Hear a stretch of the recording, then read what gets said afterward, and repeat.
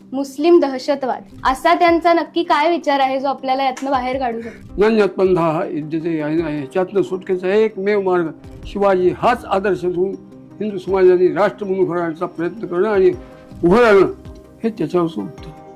जे जे राज्य आहे त्या प्रत्येक राज्यातल्या भाषेतून राजा शिवछत्रपती हा विषय सक्तीचा 10वी पर्यंत मराठ्यांचा इतिहास शिकवायची व्यवस्था करा. देश खंबीर करण्याची ताकद त्याच्यात आहे आणि कोणी करू शकत नाही. भारत देश आज योग्य नेतृत्वाच्या हातात आहे असं तुम्हाला वाटतं? शिवछत्रपतींचा वारसा घेऊन चालणारा मनुष्य असेल तर तो मोदी आहे. देवेंद्र फडणवीस, अमित शहा, मोदी सरकार ही चांगली पोर आहेत.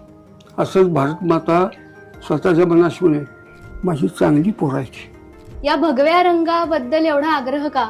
जो आमचा मारेकरी बैरी गनिम कर्दनका दुश्मन पाकिस्तान आमच्या उरावरती पाय देऊन त्या भडव्यानी एक स्वतः देश लाटला तो त्याचा झेंडा हिरवा ठेवतो.